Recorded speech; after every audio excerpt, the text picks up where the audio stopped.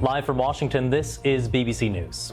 Coming up, our special report on the ongoing crisis in Sudan as the civil war there rages on, displacing millions and leaving the country on the brink of humanitarian disaster. Sudan's warring factions have agreed to talks on allowing aid into the country, but a political solution seems a distant reality. Plus, we'll hear from humanitarian workers, diplomats, and experts to help explain the conflict and prospects for a resolution to the crisis.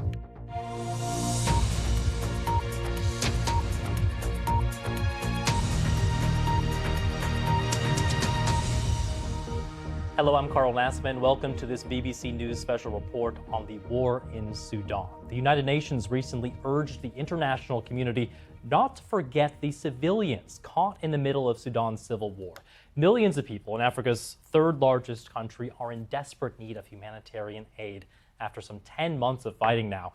First, here's more on the roots of that conflict. Sudan is engulfed in a vicious power struggle between the Sudanese army's de facto leader Abdel Fattah al-Burhan and a paramilitary group called the Rapid Support Forces, led by Mohammed Hamdan Daglo. It began on April 15th of last year. That's when fierce fighting erupted between the two warring sides in the capital Khartoum and the western region of Darfur. A week after that, foreign countries began evacuating their citizens as thousands of Sudanese citizens fled their homes, many of whom remain trapped. On April 25th, both sides agreed to a 72-hour truce negotiated by the U.S. and Saudi Arabia, but that deal was quickly violated. 6 months into the war, Sudan became the largest internal displacement crisis in the world. And during that same month, the World Health Organization said 70% of Sudan's medical facilities were no longer functioning.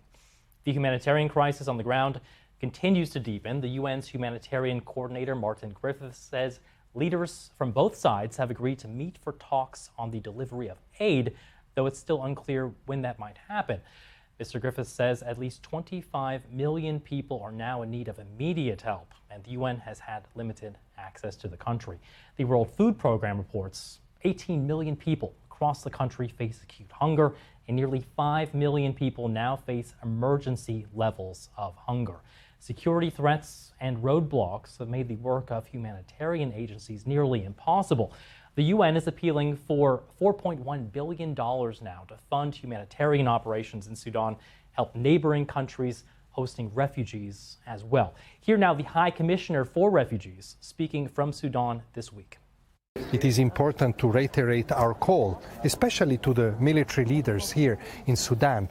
They have to go back to peace talks. They have to go back to a meaningful peace track, at least starting with a ceasefire so that people can go back to their homes, the millions of those that have been displaced. And then in the meantime, while this complex political exercise goes on, it is crucial to provide basic assistance to all those affected, to refugees, to displaced, to those hosting them that often have very few resources, and to work with the local authorities, with the federal authorities to support these people. Well, there has been a mass exodus of refugees since the war broke out as people continue to flee the fighting there. Over 10.7 million people have been displaced from their homes in Sudan, including 9 million who've been displaced internally. Sudan has the highest rate of internal displacement in the globe. That surpasses the country of Syria. More than 1.5 million people have fled across the country's borders to the Central African Republic, to Chad, Egypt, Ethiopia, and South Sudan as well. The UN refugee chief has warned that Europe may also see an influx of Sudanese migrants due to the war. All right, well, plenty to talk about. We want to break this down a bit further now. With me is Cindy Courville. She's a former U.S. ambassador to the African Union and a former White House advisor on African affairs during the George W. Bush administration.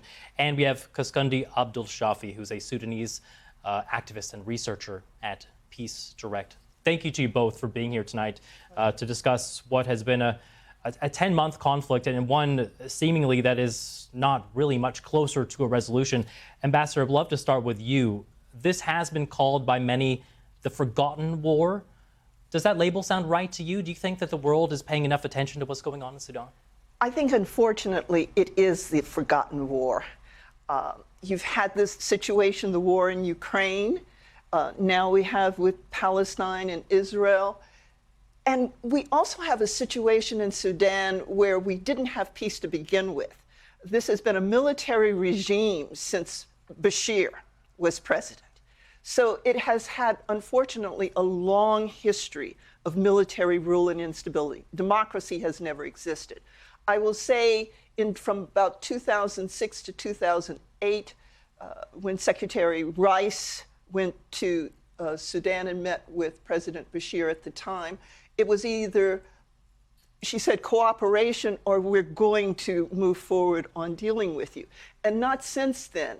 I think the other presidents have attempted, but again, the competing interests in the world have taken it away from. And Quscondy, just turning to you, you have not been back to your home country of Sudan since, when was it, 2007? Is that right? Your family, your loved ones, some of them at least, are still there. What do you know? What are they telling you about the latest in terms of the situation on the ground in Sudan? Definitely, and thank you so much for having me here today. And just to put in a nutshell, currently on earth, Sudan, and particularly Darfur, where I came from, is the darkest part of the hell on earth. The situation is very much dire, and people are hanging in a very dire strait, not only because of the lack of access of food, but also people who are living in a kind of in the state absence of whole state institutions, and a situation where you have 8-year-old kids have more advanced gun hunting for anything that glitters for ethnic basis. And that is the situation where people lived in particularly in Darfur region where the RSF militia controls. But it is the same situations that leaves currently people under the conflict entrenched area, which is Khartoum, Greater Kordofan, and recently Madani in the center of Sudan. So the situation, and as well as the people they are surviving each day as the last day if we take the next day. And that is exactly very difficult. Statistics earlier, I mean, millions of people displaced, millions facing hunger. It's difficult to put those numbers into perspective, but what does that mean for a country like Sudan? How do those numbers reflect in terms of the people still living there, the people there? The different scenario of Sudan war in this time is completely opposite of any other examples of the civil wars in Africa. The difference is that most of the civil wars particularly start and displace the rural areas, and you have civilians in the urban centers still safe. The new wave of April 15 war actually start in the center of Khartoum, center of all central system, in a very centralized state, and disperse it across the region. In Darfur, for instance, in 2003, people who have been targeted from the village, they ran to the cities, and they made IDP camps and get access to schools and medicine. Now, the war actually targeted the people in the city, and they have to run to go to the empty IDP camps. So the displacement numbers are even higher. It is very difficult to imagine that there is people in the whole regions of Kordofan and Darfur, for instance, now Al Jazeera and Khartoum, that have never been displaced for now, meaning that whole population in this vast area of the Sudan are directly impacted. Ambassador, I want to bring up Darfur now. The UK has said the situation there has, quote, all the hallmarks of ethnic cleansing. The US said there are haunting echoes of what it calls a genocide 20 years ago. What do you make, and how concerned are you of the ethnic violence there? Thank you. I'm very concerned. I was in Darfur in 2006 and in the refugee camps. And so the situations were dire then. But as you talk about, we have not only the rural, but the urban areas, and people are being displaced.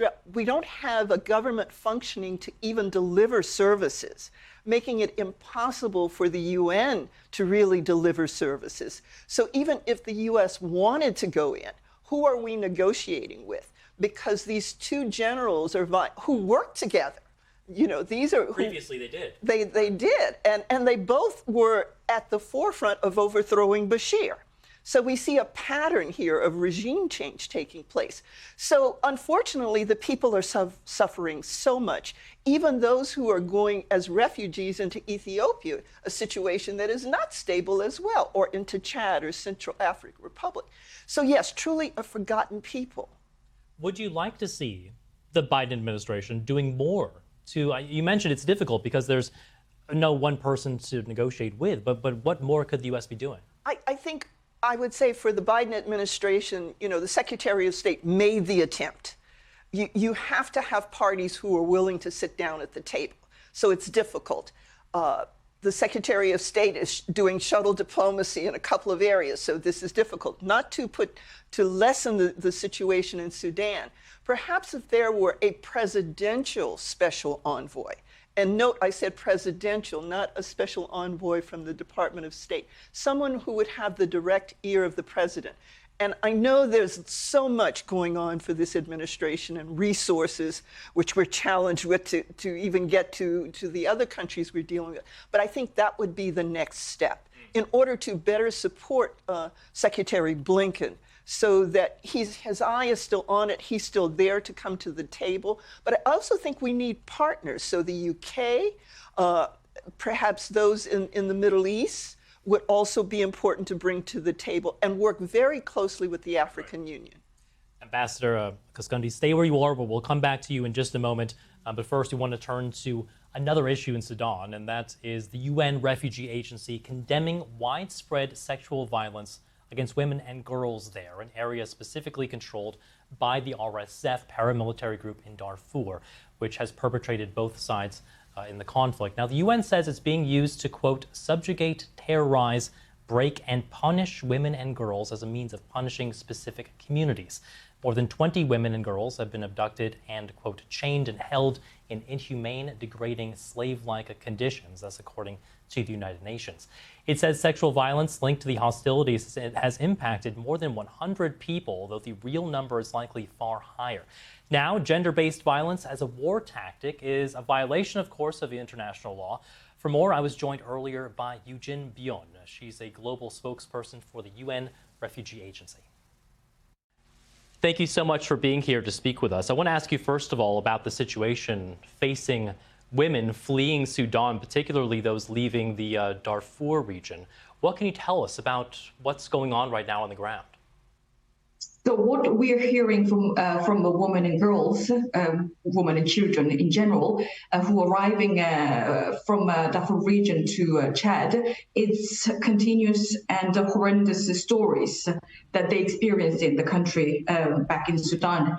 We can talk about like a physical violence, of course, and then the traumatic experience that they have. They witnessed that their family member died in front of them, and also the most importantly, the violence that they experienced, including rape and the sexual assault and the sexual exploitation in Darfur, as well as on their way to Chad, seeking safety and security.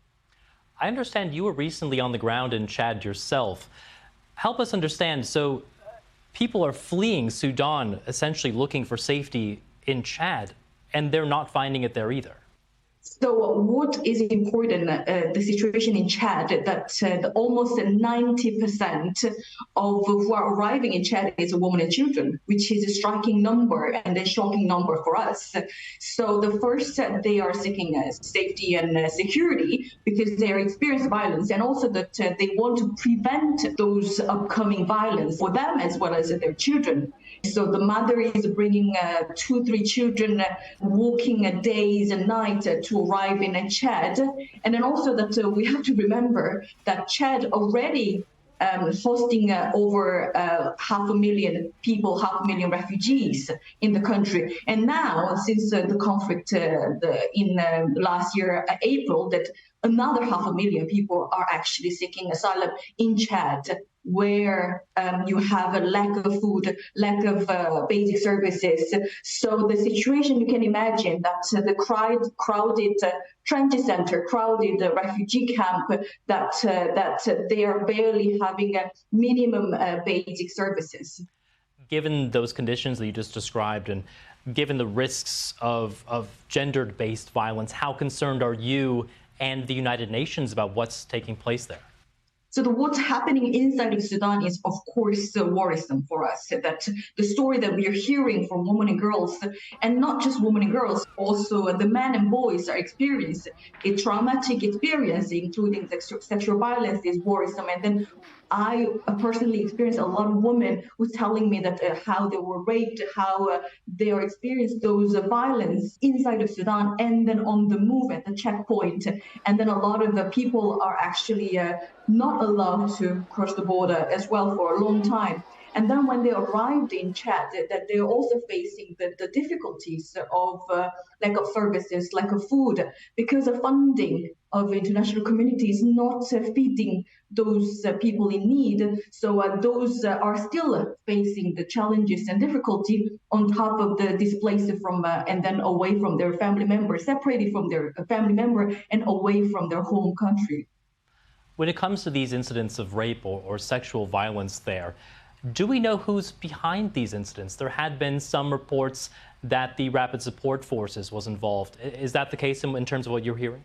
So what we're hearing for the woman, and the woman described that the sexual violence or authorities perpetrated by the fighter, of course, but not just the fighter, and the criminal and the smuggler that who existed before and then now abusing and exploited the woman who's seeking safety and security. So all those perpetrator is actually on the scene, and then those. UNHCR and the UN agency really appeal that those perpetrators should be held accountable. In terms of accountability, what are the chances that these victims could find any sort of justice? What's happening in Sudan against the women and children is absolute human right violation and then the grave breach of international humanitarian law. We all heard about this happening not just in Sudan, but many conflicts across the world. And then UNHCR and also other UN agency and humanitarian agency, we continuously talking about this issue during the conflict, and then which is also we're witnessing the happening and onboarding and increasing risk of the security and the safety of women and children. And of course, those has to be held accountable, and the world must not turn blind eyes to those atrocity and the human rights violation. Eugene Byun, global spokesperson with UNHCR, the UN High Commissioner for Refugees, thank you very much for joining us and sharing some of those accounts. Thank you very much. So what would possible resolutions or at least political stability look like for Sudan? Well, for now, the focus appears to be on ending the battle between the army and the RSF paramilitary group before it spreads into a more complex and lengthy war. The BBC spoke to the former civilian Prime Minister of Sudan, Abdallah Hamdok. He's leading a civilian coalition aimed at bringing peace to the country. He believes that military influence in Sudan's government is the lasting lesson from this conflict and that needs to change. Take a listen. We thought with such a great revolution in Sudan, we would be rewarded by lifting the sanctions straight away. It took us more than a year for the sanctions to be lifted, which was a game changer in the whole thing. Had it been lifted earlier, we would have been able to be integrated to the international community and address issues of death, issues of opening up the country and all that. So I think it is indeed a story of neglect. Well, for another perspective on the situation there, I spoke to Sudan's ambassador to the United States, Mohammed Idris. Ambassador, we appreciate you taking the time. It's been about 10 months now since violence broke out in Sudan. Where does this conflict stand now, and is there any end in sight, in your opinion? That is what we hope. Yeah, any conflict has an end, and we feel that the amount of the sufferings of Sudanese people, the amount of the agony the Sudanese people are enduring, it leads us to the a practical and logical end, which should stop this war and stop the conflict and restore peace and stability in the Sudan. Well, Ambassador, I just want to jump in here and ask you, because Sudan really has been ruled by some military or another for most of its history. What are the chances then that we could see a return to civilian rule like we had seen a few years ago? It is the will of the Sudanese people and the will of the Sudanese government. As you know, this current conflict is because of the insurgency which took place on the 15th of April 2023. And otherwise, we would have found a solution and we would have had a civilian-led government. But the rapid support forces, militia, tried to seize power by force on that date. And when the attempt was foiled, then it has been transformed to violence, to atrocities, to instability inside Khartoum and outside Khartoum, from Khartoum Warsaw to Darfur. And as we usually say, that numbers do not lie. The recent United Nations estimates and records are talking about 9 million displaced persons in the Sudan. Imagine 3.5 out of these 9 million are displaced from Khartoum. We also heard from a top UN official this week that the two warring generals have agreed to meet in Switzerland to discuss humanitarian issues. If that meeting does indeed happen, what are your expectations for any diplomatic work on that front? We see that this is a mischaracterization of what is happening in Sudan. What is happening in Sudan is not a war between two generals on power. It is an insurgency by a paramilitary forces, which was part of the Sudanese armed forces, the National Army of the Sudan. Do you see any way of bringing those two figureheads to a table and bringing some sort of end to this war, maybe even a temporary ceasefire? We are cohered to Jeddah Forum. At any time that the other party is ready to go and sit down and negotiate, the Jeddah Forum is there, and the sponsors are there. The Kingdom of Saudi Arabia, the United States of America, these are the two sponsors of Jeddah Forum. And in Jeddah Forum, we have the two parties have agreed on a number of important issues, a number of elements, namely to evacuate, to exit from the civil objects, unhindered humanitarian delivery of humanitarian assistance to the needy, restore of public service institutions, and the proper burial of the dead and other important elements. Mohammed Idris, Sudanese ambassador to the United States, thank you very much for joining us. I thank you so much for caring. All right, let's bring our panel back in. Cindy Courville, former U.S. ambassador to the African Union and former White House advisor, and Quscondy Abdulshafi, a Sudanese activist and researcher at Peace Direct. We have a couple of minutes left. I want to look a little bit into the future now. And of course, with your experience as the ambassador to the African Union, what role do you think regional partners, countries there near Sudan, can play in terms of trying to push the two sides at least towards a temporary ceasefire? Excellent question. First of all, the African Union is critical. It knows the players on the ground. It's important that they use the sub-regionals, like the East Africa Community as well, should be a major player in this. Already the generals have visited President Kagame and other individuals along the way. But the African Union needs the support of the United States, of other major powers like China, who are invested in the region. So it is going to take what we call a coalition of the willing. How willing are they? Some may need to be brought to the table. Some may need to have their backs held to the table. Right. So I think the United States, with everything else on its place, it is too important to neglect Sudan. And Quscondy, briefly, we have about another minute left, but in terms of the people of Sudan, what will it take, and what are the chances that this country could get back to civilian rule and restore democracy after so many years of turmoil and military rule? Thank you. And there is two different issues currently. One is the people's right to be alive and have an access to aid. And the world had to put itself together to end this collective punishment and not to wait until see another mass killing and genocide through the hunger, particularly in Darfur. And I think there needs a new mechanism, including the U.S. government has to have somebody who really barks inside the fence, and mean the White House, to really be able to move the needle with regard to the bigger diplomatic effort that needs to address. With regard to the civilian return to civilian government, this war in April did not start as a conflict between the civilian government. It was a war within the security sector. Right. And it has to be seen in that lens.